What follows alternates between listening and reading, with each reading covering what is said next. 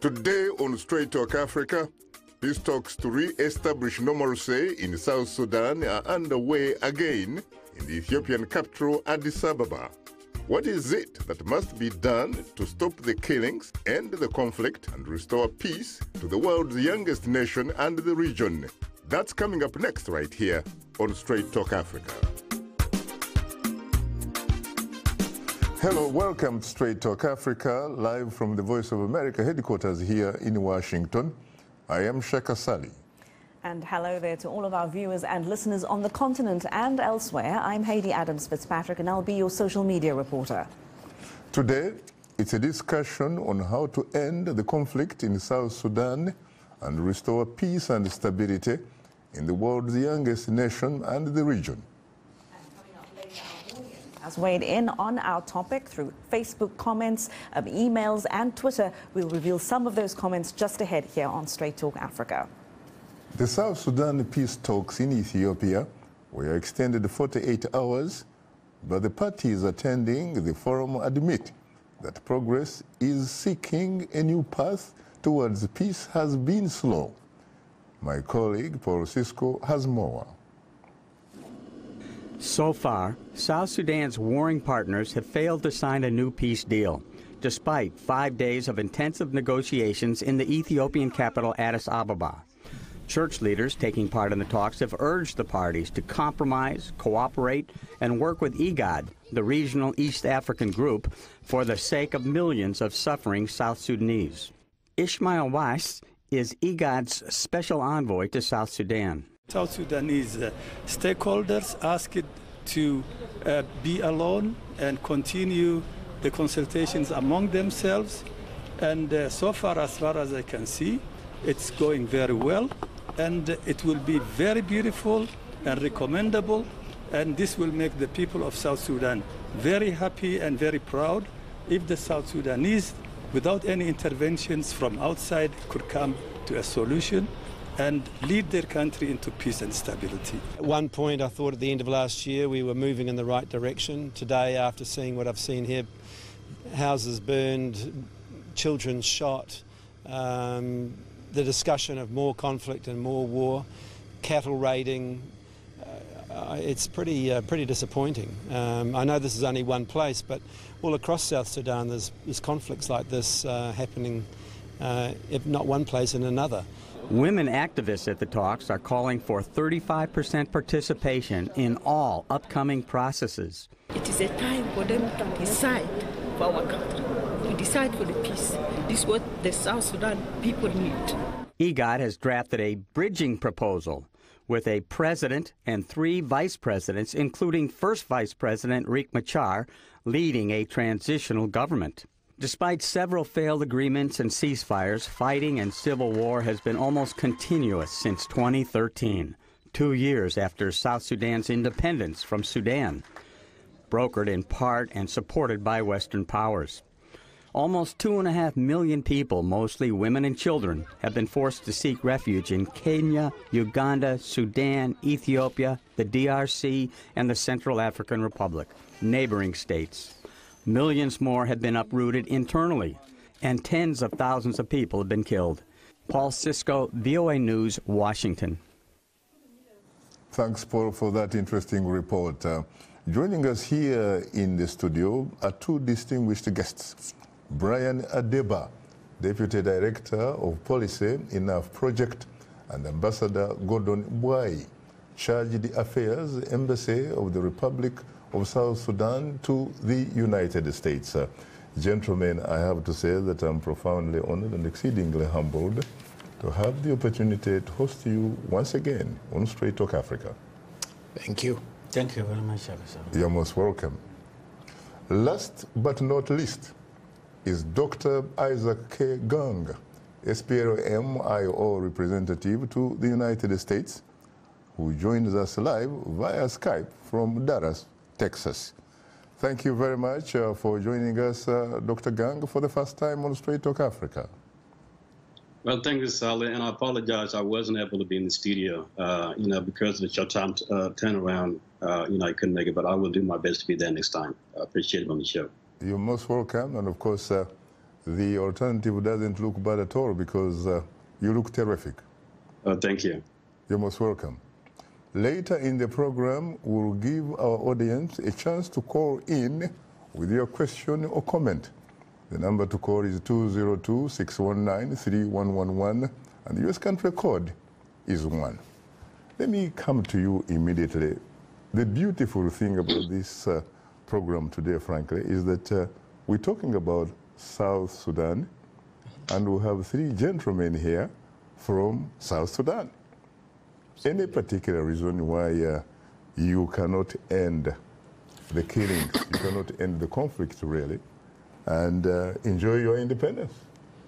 Well, it depends on what's on the table. As you know, the mediation is now being overseen by IGAD, and there was a proposal that IGAD gave, and the parties to the conflict are far apart on the issues in that proposal, and it looks like at this particular point a peace deal is not going to happen. Do the parties really have confidence in the ability of IGAD to deliver the peace? Because it has been there before and nothing seems to work. We have said the Enough Project that IGAD itself is so divided on the South Sudan issue that its mediation needs to be overseen by other bodies, notably maybe the African Union and the UN. Left to its own devices, IGAD does not have the ability to see a peaceful conclusion to this conflict. And the other issue really here is the lack of leverage that IGAD has on the warring parties. And that's one thing that the international community has to address. Without that leverage, there will be no peace in South Sudan. What is the position of the IGAD plus? I'm talking about the Troika. We're talking about the United States. We're talking about the United Kingdom and Norway. Oh, the position, they want peace. And unfortunately, though, in terms of the leverage that is needed, there has been a lot of threats without actions to follow those threats. For instance, you look at the issue of the cessation of hostilities in South Sudan. It's been disobeyed. It's been violated several times, many, many times. And IGAD and the international community can only issue warnings. So we need to get beyond the warnings and take concrete actions by hitting at the conflict, at the perpetrators of this conflict, and really to understand what is the root cause, what is at the root of this conflict is an incentive structure, a financial incentive structure that allows this intransigence to perpetuate itself. And we need to tackle that incentive structure by imposing financial consequences on the perpetrators of the conflict. Unless we do that, I don't think we're going to see any peace in South Sudan at the moment. Ambassador Gordon Bougai. Yes, first of all, I want to say thank you, Shaka, for inviting me at the important debate. I would disagree with Enough Project represented by Brian, because for us, IGAD has not failed. It was the same IGAD that brought peace in 2015. What IGAD Did it actually bring peace in 2015? Is there peace? Is there something you could call peace as a result of that? I would say peace. What happened in 2016 was unfortunate, but we should appreciate that IGAD brought the peace. It was the IGAD that negotiated it. I don't see any difference between IGAD and African Union, because the member countries of the IGAD are also members of the African Union. And the reason why IGAD is very important is because all the regional conflicts are being addressed by regional bodies. The ECOWAS in West Africa, IGAD is addressing problems of the East African community like the Horn of Africa and things like that. Even if you try to go to African Union, they will advise you that the appropriate entity or organization to address the issue of the conflict of South Sudan is IGAD.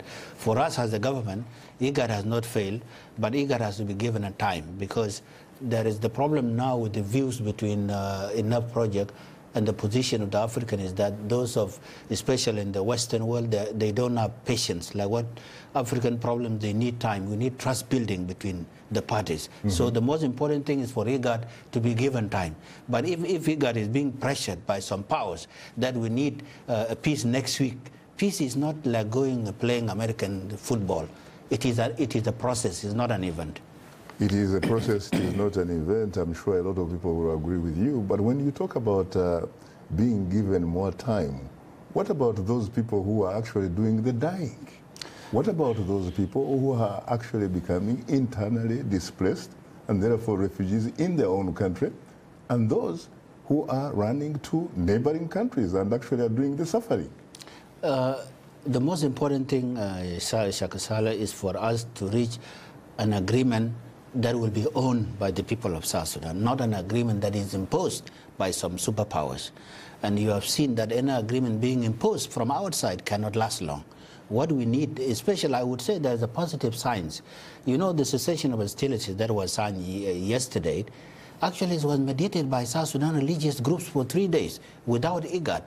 So the South Sudan religious groups mediated between South Sudan warring parties, and then they came up with a very good document, which is the cessation of hostilities that they own.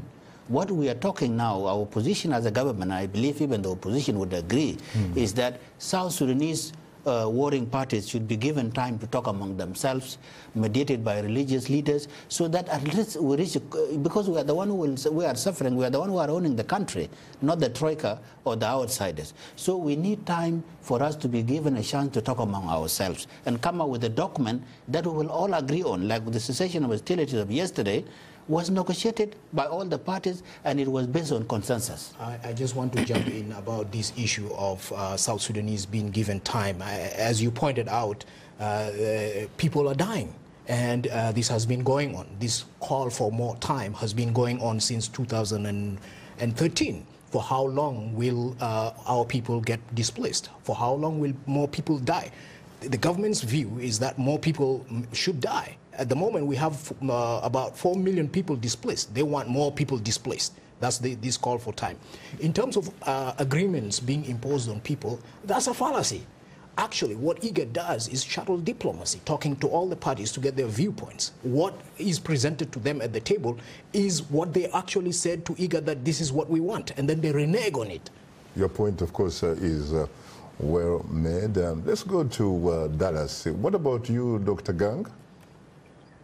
Well, Shaka, thank you so much. I'm glad to be on the show. As I said earlier, the question that you ask is very, is very important. My contribution to the question is, first, in order for peace to come, we need to think about what causes the war in the first place. If you go back to 2013, when the government and the president manufactured a coup and kicked out all the opposition, particularly Dr. Machar and his members, we have to ask the question, why did that happen in the first place? Well, the answer is very simple.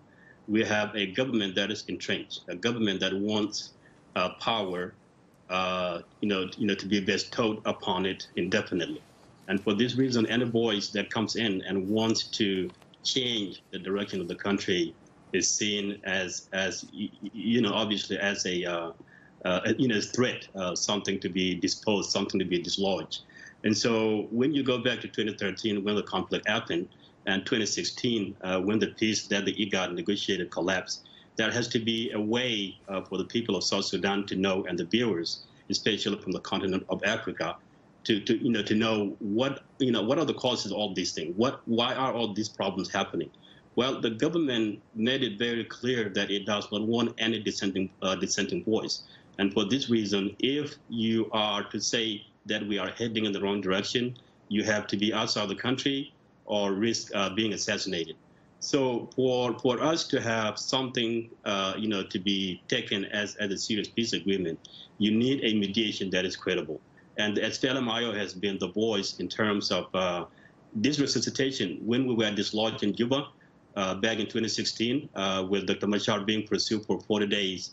His first word when he got to safety was resuscitation of the peace agreement, because he believes in the peace agreement that was signed in 2015 that collapsed in 2015 that collapsed in 2016. Now the world listened, the region listened. They are actually doing something to resuscitate the peace agreement. But here's the problem, Chaka.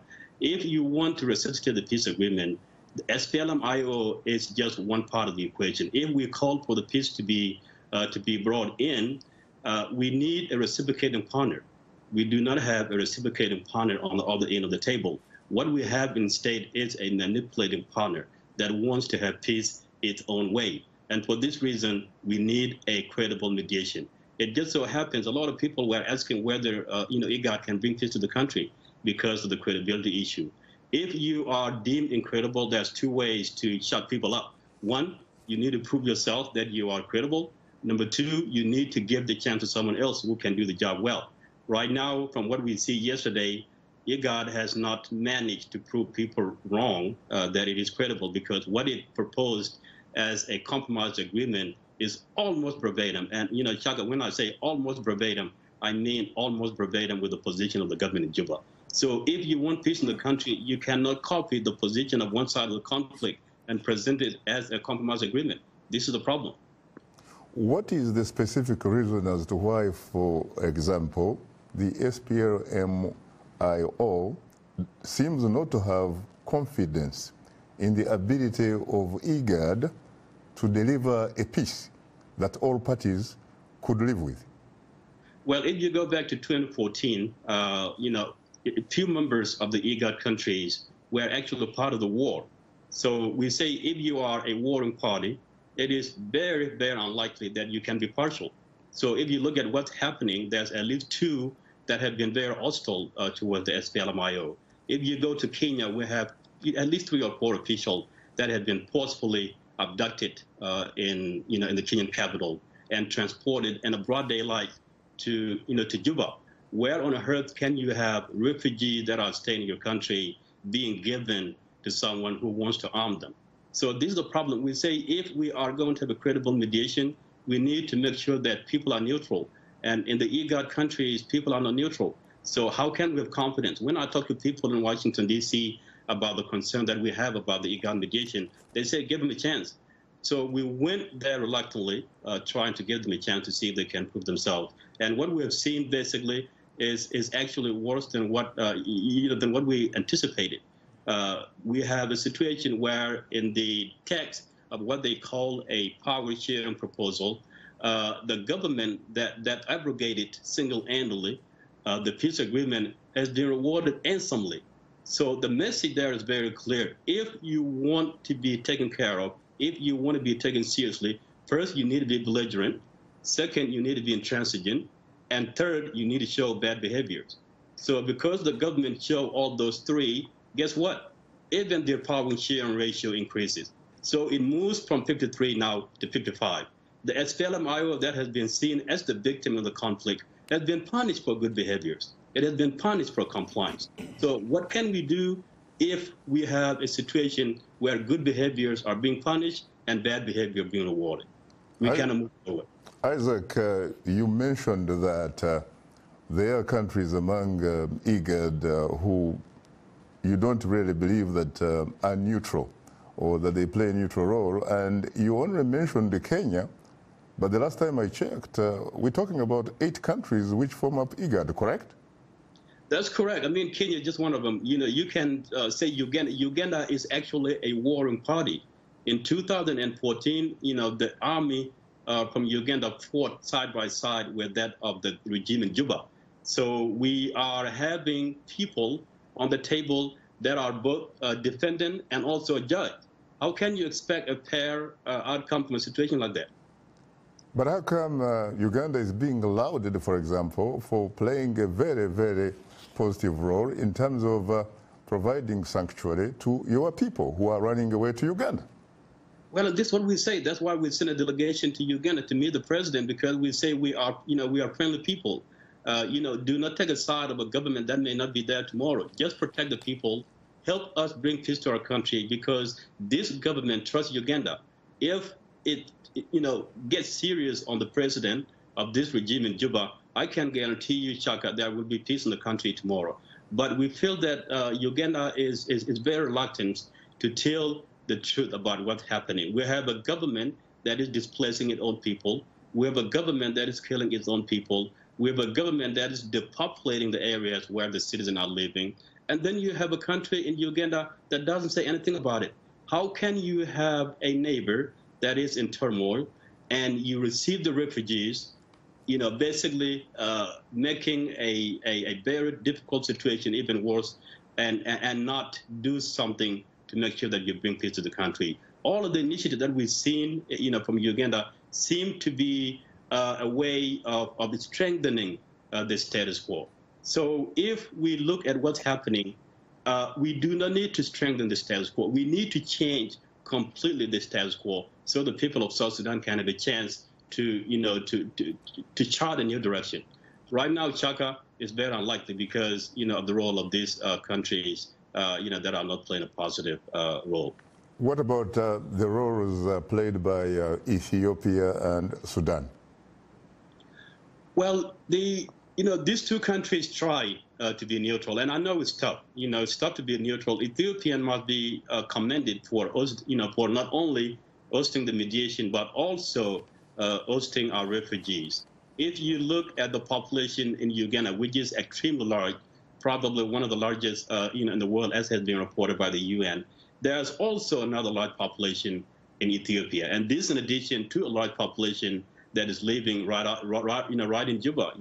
They are actually a stone throw away from the presidential palace.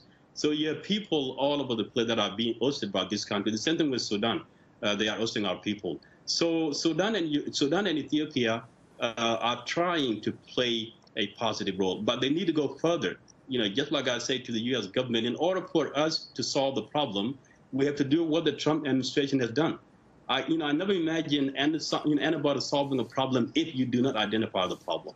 The U.S. has identified the problem. It has identified the culprit. The culprit is in Juba. So if we now know the location of the culprit, if we know the location of the problem, why can't IGAD do the same thing?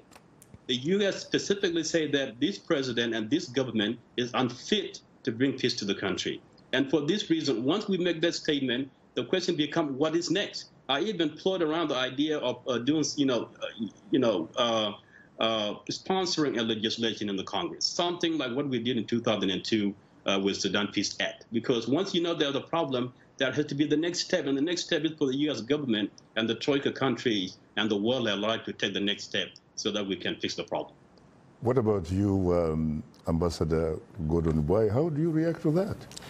First of all, Shaka Ssali, I want to remind my friend Dr. Isaac Gang that we signed the cessation of hostilities yesterday in Addis, and the IO signed the cessation of hostilities, Madam Angelina signed, and there is a clause within that cessation of hostilities telling all the parties to stop negative propaganda.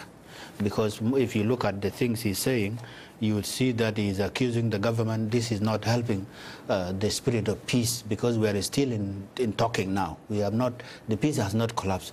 We signed the cessation of hostilities, warning all the parties to stop this negative propaganda. Coming back to some issues that he raised, and I will answer them objectively without any negative tone.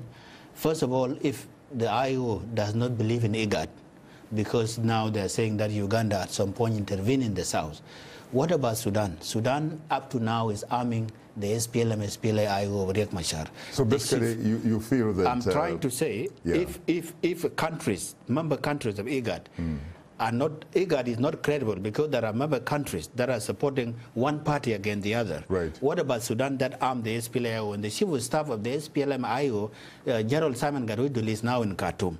You see, so the issue should not be that, oh, Uganda, okay, we will also point fingers to Sudan, right? That is hosting them. So this is not the issue.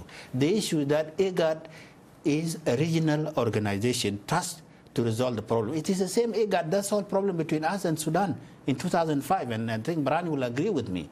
So if IGAD is not credible, how did IGAD reach an agreement that was signed by Dr. John Garang in 2005. But let's face it also, it was not only limited to IGAD. It also sincerely involved IGAD Plus. In fact, guarantees came from IGAD Plus. The same plus if you have it, Shaka Ssali. Unfortunately, you don't seem to have them anymore because you had a statement from the White House. Okay, you want me to answer which the says statement? That, which says what? You no longer have credibility in their eyes. No. Listen, that one is a political statement. The United States is now in Addis Ababa. The U.S. envoy is observer to the current process of the peace. Okay. Second to that, we have a diplomatic relation with the United States. We don't have any issues with the U.S. in terms of diplomacy. But the United States, the White House is entitled to their opinion. All right, but we are talking about how to bring peace. The United States has not abandoned IGAD. Can you convince me that the United States has abandoned IGAD like what the IO representative is saying? But it obviously seems to be on the verge of reviewing its policy towards what is going on or not going on in South Sudan. There is a U.S. envoy now in Addis. I think what the United States has done so far is commendable, but we need those pressures escalating.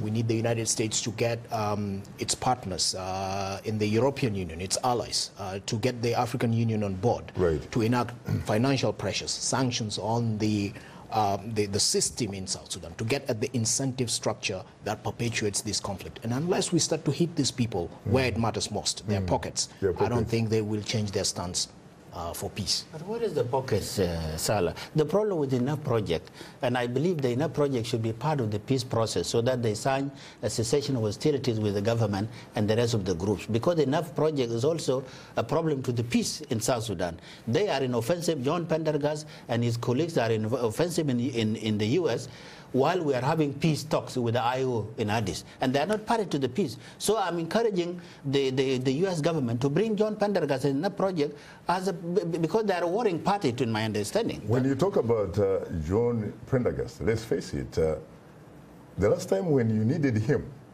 when you were still part of Khartoum, he was on your side, correct? That is true, yes. He was on your side. So what makes you think that for some reason he decided to be on a different side?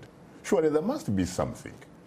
There must be something. Let's not forget the fact that as we all talk here in this beautiful studio, air conditioning and what have you, and you all look so beautiful, your cousins, your brothers, your sisters, your aunts, your uncles are doing the suffering, either inside South Sudan or in the neighboring countries. How can we stop this, really? That's what we are doing as a government, Shaka Ssali. That's why we're in Addis Ababa searching for peace, looking for our brothers so that they come into table with us. That's what we are doing as a government. But how are you doing that when there are critics, Ambassador Y, who honestly say that there seems to be a disconnect between the government elite and the people? This is a theory of Enough Project. This is not an African theory. So I have been to Juba. I have been to Juba 3 times myself. And then what have you seen? Let me address Shaka. What I have seen is not very encouraging. To be honest with you, we are a very young country. We cannot be very expensive Italian suits, we cannot be Italian ties in 3 years. Shaka Ssali, you want us to be like to be in 21st century in the level of US in 3 years? We became independent in 2011 with nothing. I'm not asking for that. For example, let's talk about corruption. There is corruption even here in Washington. Yes, there is corruption here in Washington, but people take space. But you are a very young country, very enormously rich, at least wealth in terms of resources. You have plenty of fertile land. In fact, you have more than enough. Any particular reason, sincerely, why some critics think your government seems to be socially, politically, and economically insensitive to its ordinary people? No, that is not true. That is not true. These leaders you are indicting, they fought the war to liberate their own people. We know, anybody insulting, even that's why I'm not happy with John Pendergast and in that project. I'm not happy with them. They were not fighting the war alone. They were being assisted by these people who were not necessarily carrying the AK-47. But when you are insulting the leadership, okay, the leaders like President Salva Kiir, who fought for half of his life to bring the independence of South Sudan, is it not like insulting George Washington? Well, in fact, if you talk about that, then let's bring in Brian himself, because he was part of this group which came up with this report, which talks about, for example, the manner in which government officials have actually been abusing power, in the sense that they have been looting the coffers of the state. They have evidence. They have incredible property. These are allegations. In neighboring countries and in Europe and America. Shaka, let me jump in. The core issue here is that we really have a corrupt government. And when we talk of corruption here, we're not just talking of petty corruption. We're talking a total seizure of government, a hijacking of all the institutions of government that are supposed to offer accountability. Right now, as the capture of state. Just like the Guptas in South Africa. Exactly. This is what happened. If you look at the Anti-Corruption Commission right now, the Constitution says that the audit reports of the Auditor General should be made public. Since 2012, those reports have never been made public. Do you know why? And it's because the system is deeply, involved in this corruption, and they don't want that to be seen. Unfortunately, Brian, time is not our best ally, but we will come back later to that particular point. You are watching Straight Talk Africa live from Washington. It's time to bring in our social media reporter, Heidi Adams-Fitzpatrick. Take it away, Heidi. Thank you very much, Shaka. 5 years of civil war in South Sudan have resulted in an unprecedented humanitarian crisis that's affecting 7 million people. That's more than half of the country's population who are struggling to survive. Government troops loyal to President Salva Kiir continue to clash with forces loyal to opposition leader Riek Machar. The warring factions have made yet another effort to jumpstart this peace process during meetings in Ethiopia. And so this leads us to our question of the week, in which we asked, what, if anything, can be done to bring peace to South Sudan? Let's start here with a tweet from JR1, who writes, it's an internal conflict and this requires internal solutions, not any external involvement. However, it takes individual character and unity. We have another tweet from Mildred Tuhaise, and she writes, the earlier the two men, that's Salva Kiir and Riek Machar, realize that South Sudan is bigger than them, peace talks will be respected and effected. Now to our social media comment of the week from Facebook fan Oburoba Obibini Kwasi Amawafu Kodua, who writes, this war is mainly driven by tribalism, and the best remedy is for each side to put away their differences, followed by a free and transparent election without Salva Kiir and Riek Machar. Let's go to another comment from a Facebook fan, Taidor Deng Chuol, who writes, the only way peace can come to South Sudan is if the country could be ruled by the United Nations. The South Sudanese cannot lead themselves. They need someone to teach them.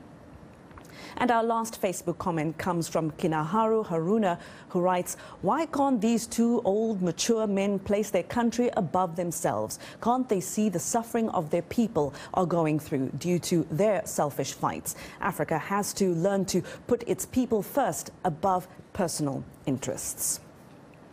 So we have a reminder for you that we appreciate all of your feedback. If you are a new fan, do drop us a line at africatv@voanews.com, and to comment on our Facebook page, just enter the keywords Straight Talk Africa, and be sure to visit us online at voaafrica.com. To join our YouTube channel, sign up to VOA TV2 Africa, and you can follow us on Twitter at VOA Shaka. Of course, Straight Talk Africa streams live every Wednesday on Facebook. You can simply go to VOA's Straight Talk Africa TV program page on our website. If you want to watch us live on your mobile device, you can download the VOA mobile app. Now let's take a look at what is on tap for next week's program.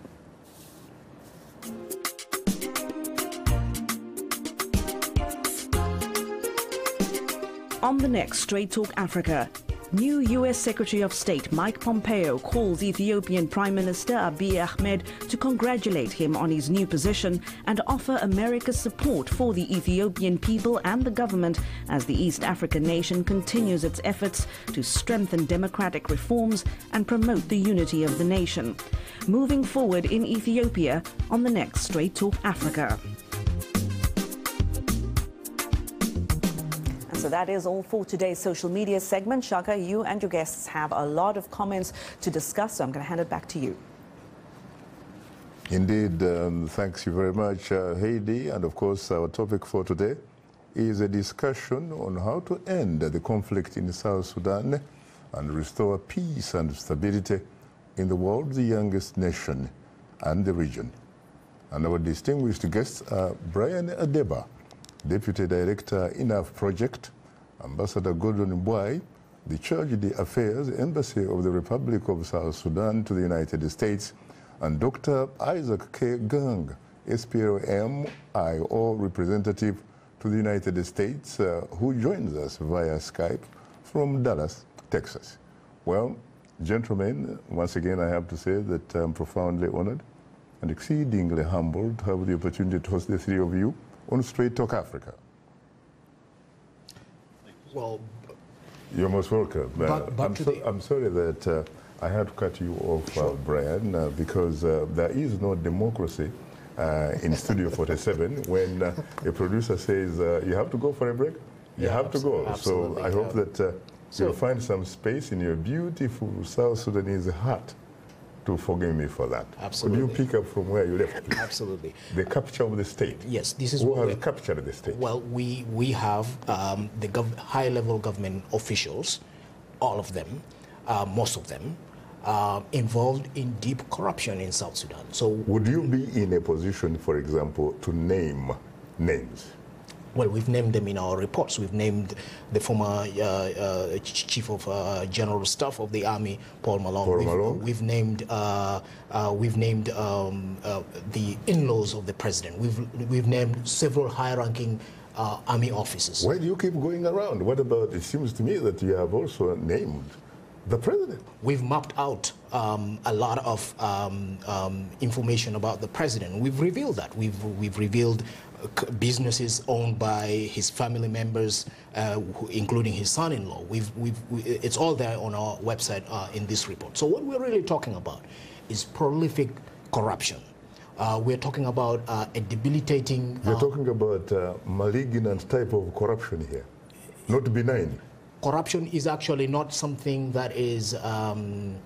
it is the system, okay? We have to understand this. Corruption is the system. The president pays lip service to fighting corruption. He talks about it all the time. But the government has denied that. You know that. Well, let me give you an example. The audit reports of the government of South Sudan have never been made public since 2012. And you have to ask yourself, why? Why is this happening in contravention of an article in the Constitution itself that says that these reports have to be made public? Maybe they might argue that that is a matter of sovereignty. No, what is sovereignty? You need an act of parliament to repeal that act that says that audit reports have to be made public, and that hasn't happened. And you cannot. It's not rocket science. It's because very high-ranking members of the government that are closely allied to the president and in the ruling party are deeply involved in this corruption. And the government does not want that to happen. And we've documented that. That's just one example. If you go to our website, and I encourage all the viewers here to go to our website on at enough.org, you'll find that information there. We've done that. So we've documented that. People like Gordon Boy, they don't like the Enough project because we are pointing out what they should be doing. Government talks about fighting corruption, but absconds its responsibility, pays lip service to it, and expects that the international community should believe them. When they say that there's no corruption or that they're fighting corruption. They're not fighting any corruption. Corruption, the system itself is so corrupt. Corruption is not an aberration. It is the system. It is you mean it is the norm? It is the norm. Let's go to Dr. Gang in Dallas. What about you, Dr. Gang? Do you agree with the views of your fellow panelists here? Well, first of all, to my brother, representative of the government, Boy, I wasn't hostile at all. What I was saying earlier was just the fact of the matter. On the question, especially from our social media people, how can we bring peace to South Sudan and the question of corruption? Brian and the Enough Project has done a good job. Clearly, if you are implicated, the sense is that you will not accept what is being said. You're going to look at the Enough Project as a credible investigator, researcher or organization. This is the reality. But the facts are there. Anyone can go and see them. For peace to come to our country, going to the question of the peace, I said earlier, you need two willing sides sitting together and willing to iron their differences and come up with a solution. But what's clear, even you, Shaka, know this, the government does not want to hear the name of Machar because they know that the support that he has in the country, which is, in my opinion, no less than 60%, it's a threat to them because they want to be in power indefinitely, and they don't want anyone who has a chance of being looked at as a potential replacement to come to the country. So their position, especially in this negotiation, is to to have something that doesn't include Machar. So that right there is a problem, because when you want to have an inclusive process, you want all the citizens of the country, all of them. But you most importantly want the main players, and I don't think there's anyone more important to peace in our country than Dr. Machar. The reason I say this is because he really wants peace, but the other side wants to send a message or want to misinform the world that he's interested in taking power by force. At no time, and I mean no time, has Dr. Machar picked up arms to take power by force. Each time he leaves the country under duress. He leaves the country barely surviving, especially the last time he survived an assassination attempt. He had to travel 40 long days, Shaka, 40 long days until he was extracted in Congo. So the plan for this government is that we do not want all of our people, especially those citizens that have a chance to be a potential leader of our country. Once we put that aside and we accept ourselves as one people, I think there will be a good opportunity for peace to come. I travel across this country. I look our people in the eyes, even people who support the government, and they know that I'm SPLMI representatives. Welcome me to their houses. So the message is that the people are tired of war, Shaka. They are tired of war, and they want to see who is it that prevents peace from coming. And I can tell you the answer is in Juba. Once we know that, and the mediation knows that, and the world knows that, I think the peace will come to our country, because we will have incentive for, or incentive or disincentive for one side to not hold the whole country hostage so that it can stay in power. Very interesting. Talking about Dr. Riek Machar, who apparently happens to be under house arrest in South Africa. What about the issue regarding the general who, in fact, had replaced him? We're talking about General Taban Deng Gai. The last time I checked, he issued a statement saying that he's no longer playing that role, at least of playing the role of the SPLM-IO. He has, in fact, effectively joined the government in power. Yeah, there's one thing, Shaka Ssali, you need to understand, because a lot of people are confused here. Number one, my brother, Dr. Gang, talks about that the government does not want Riek Machar to come back. First of all, the entire world, including the United States, on September 20, 2016, decided that Riek Machar and President Salva Kiir cannot work together. You remember when Ambassador Donald Booth went to the Congress and gave that report. Why the conclusion is reached is because in 2013, Riek Machar could not work together with President Salva Kiir as the vice, and he was reshuffled out. In 2016, a fighting happened in J1, a dogfight, very bad fight. A lot of people died. Now, I think you remember on 26th of March, the heads of the state of IGAD made a conclusion that if Riek Machar wants to be relocated, he can be taken to another country. Basically, when you want to bring peace, people who can work together and transform the society, not somebody who cannot work together with President Salva Kiir. Does it really take one party, or is it about action and reaction? No, Riek Machar, not the organization. What is being rejected is not the supporters of Riek. Riek as individual will be outside the interim period, but his supporters, including Dr. Gang, are welcome. That's why we are talking to them, and why Riek Machar is one of the negotiators in Addis Ababa. Let me come to your second part of your question about Taban Deng Gai. A lot of people are confusing the RCs which were signed in 2015 with the SPLM reunification under Arusha. You have to differentiate these two things. Arusha agreement is to unify the factions of the SPLM. The agreement that was signed in Addis Ababa was only to address the governance in the state level. So these things are different. Taban Deng Gai, based on the agreement of 2015, is still within the power ratio of the SPLM-IO as an organization that fought the government and negotiated the peace. That's why he's the first vice president. But under Arusha agreement, Taban Deng Gai, based on the Arusha principles, all the factions have been united, and now you remember 2 weeks ago there was a convention done, attended by President Museveni of SPLM reunification. But has he in fact demonstrated frankly that he has a following? Of course. Which following? Come on, Shaka, you are questioning the following of Taban Dengai in South Sudan or within the SPLM, SPLA-IO. Where is Dr. Diomato? No, don't interrupt me, Brian. Let me finish the question because I did not interrupt you. No, I am the one. Let me finish. If you look at the leadership of SPLM, SPLA-IO in 2005, the first convention they did in Pagak, if you look at the top leadership, with the exception of Riek, all of them are in Juba with Taban Dengai. You will agree with me. You can do your research. So who does, for example, Dr. Isaac Gang represent? Dr. Isaac Gang represents Taban Dengai? Dr. Isaac Gang is representing the faction of people loyal to Riek Machar. I'm not denying that SPLM-IO is not divided. Why don't we ask him to, to respond to that? SPLM-IO is divided into two. Why don't we let Dr. Gang respond to that since he's here?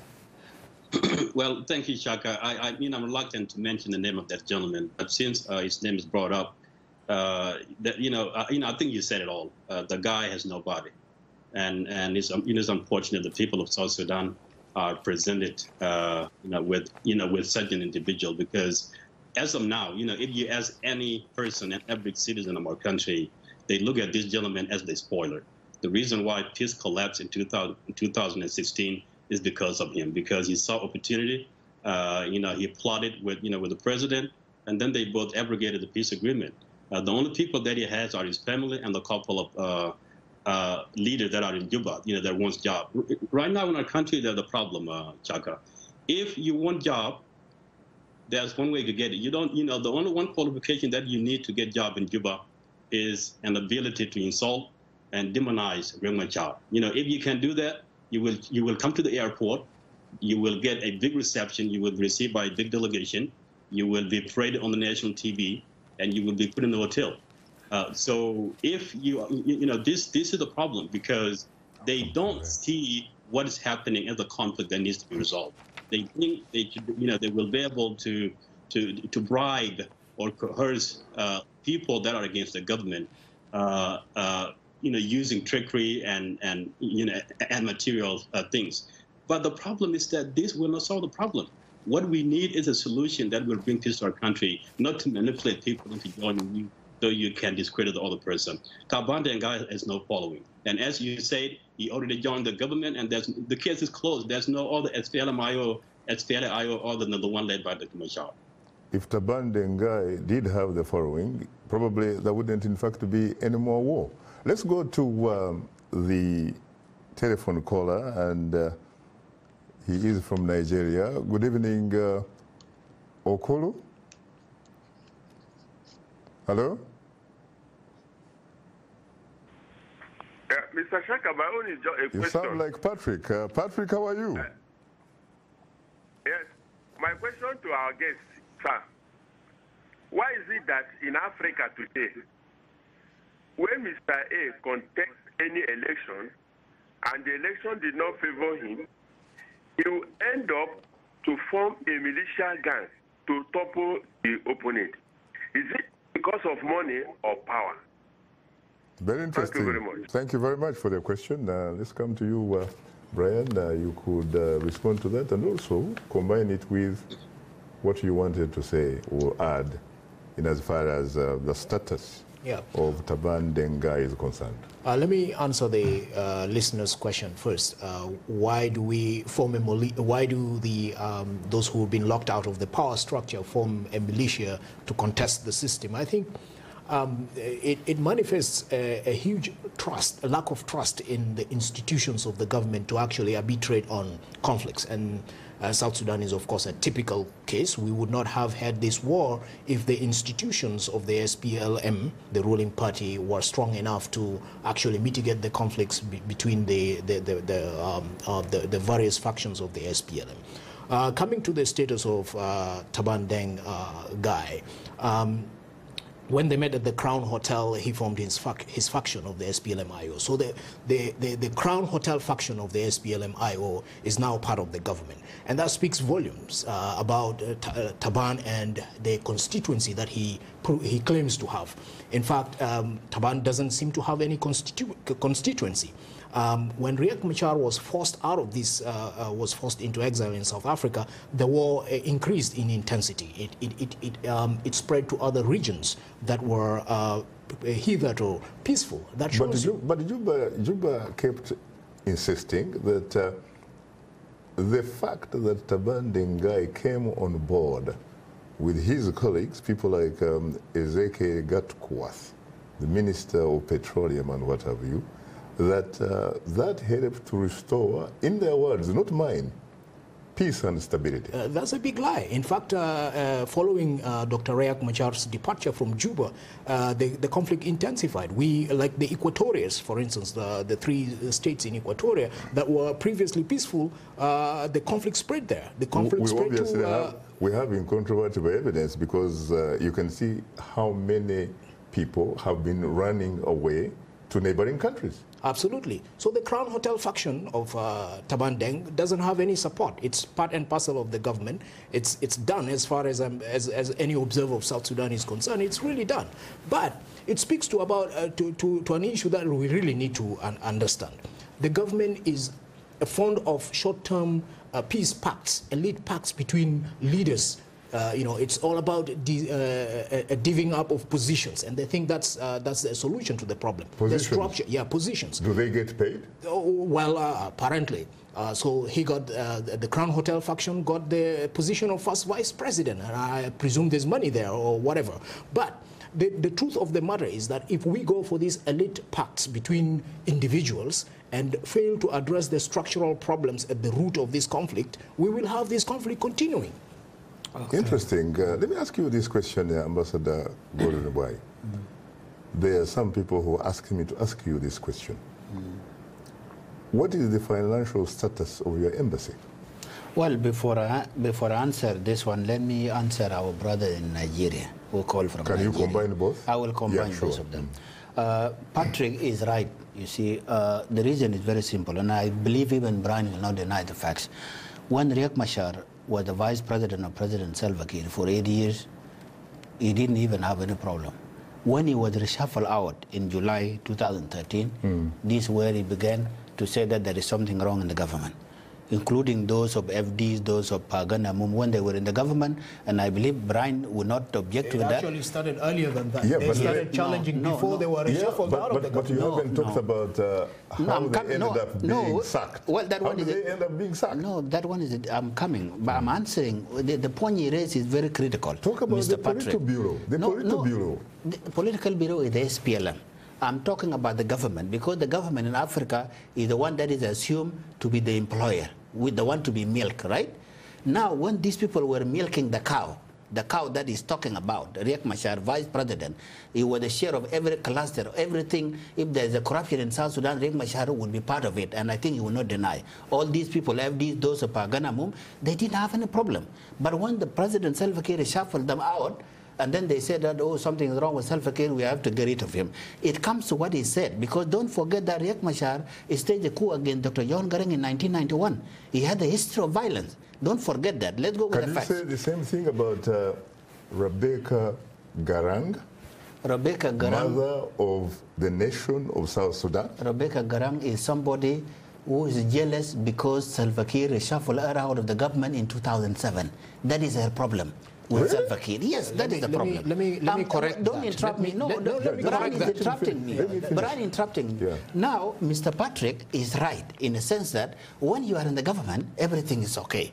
Then we dance everything. When you are removed from the government, you go and mobilize your ethnic group that we are marginalized. This is what is happening in South Sudan. So when you are a member of the government, you do not have the right, for example, to raise the issues of accountability? Riek Machar was presiding, running South Sudan when Salva Kiir was the first vice president in Sudan.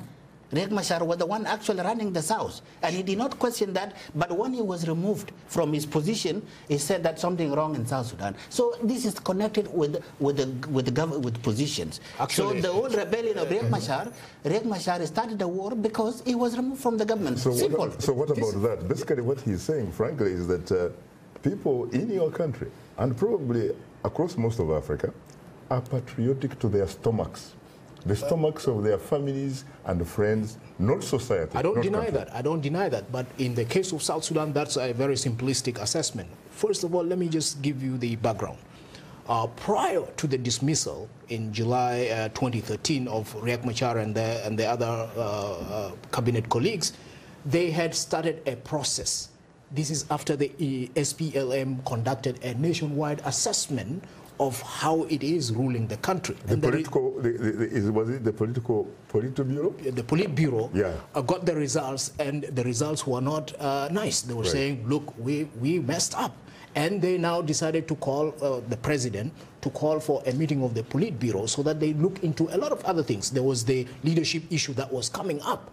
And everyone was gearing up for that too, to contest that, and it's perfectly legitimate. Yeah. So to say that the dismissal prompted those of Riek Machar and the other political detainees to call for reforms is inaccurate. Thank you, but you didn't answer the other question about because he your interrupted embassy. me. No, embassy. What is the financial status of your embassy? And in fact, several other embassies around the world belong to Khartoum, to Juba. Well, it is true that we have economic situation in our country. The oil price went down and all these things, that delays of salaries. But we are okay. Even the Sudan government, we are even better. It also has problems. 6 months, yes. Once we are late, sometimes 6 months. But that one, we are managing it. The government is working. And when the former foreign minister in Khartoum raised that issue, he was fired. Let me come to you again for the last time, really, Isaac. Well, thank you, Shaka. I really appreciate being on the show. And to the question that Patrick asked, I don't think it applies to Dr. Machar. Now, one thing our people and viewers need to know is that Dr. Riek Machar is a serial corrector. When you hear my brother talking about 1991, 2013, 2016, this is because Machar does not let things go the wrong direction. When he sees something wrong, he would say it. He did not start speaking up because he was reshuffled. Riek Machar, you can't even go back to the record, was accused of running a parallel government because he raised this issue early, even during the constitutional making process. This is because he saw the direction that the country was heading. So he was questioning the direction. And this is one of the reasons why he was kicked out. This is one of the reasons why he was almost assassinated.